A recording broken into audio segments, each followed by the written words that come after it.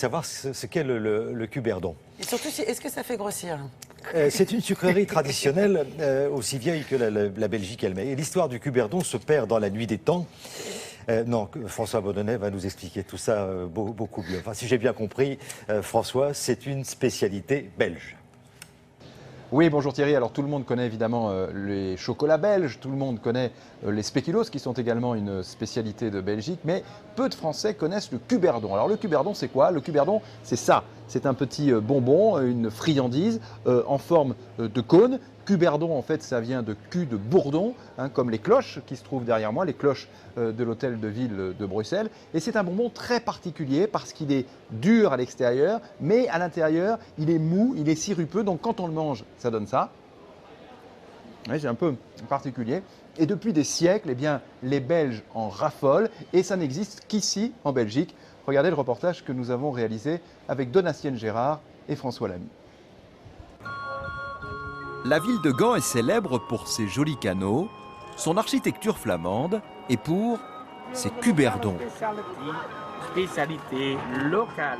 Des bonbons en forme de cône qu'on appelle ici le nez de Gand et qu'on ne trouve que dans le royaume. Une sucrerie traditionnelle dont les Belges raffolent.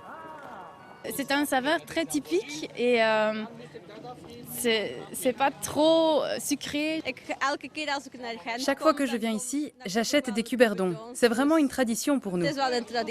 J'ai des clients de 6 ans et j'ai des clients de 90 ans. Alors là, pas de problème, tout le monde connaît et tout le monde aime. En Belgique, les cuberdons sont presque aussi populaires que les chocolats. Dans cet atelier, on mélange la gomme arabique au sucre de père en fils depuis 3 générations. Mais la proportion des ingrédients est toujours restée secrète. La recette d'origine, on a toujours caché dans un coffre, mais la façon de faire, les températures de cuisson, ça c'est vraiment entre 2-3 personnes. Au début des années 2000, ces bonbons traditionnels ont bien failli disparaître. Mais depuis peu, au contraire, c'est l'engouement. Dans cette boutique bruxelloise, la vendeuse n'a d'ailleurs pas d'égal pour expliquer comment il faut les déguster. En apparence, il a l'air dur. Mais alors, ça se mange comme ceci. Et vous voyez, c'est sirupeux à l'intérieur. Et donc, on peut aussi le mettre directement dans sa bouche et l'exploser entre sa langue et son palais. Et c'est bonheur.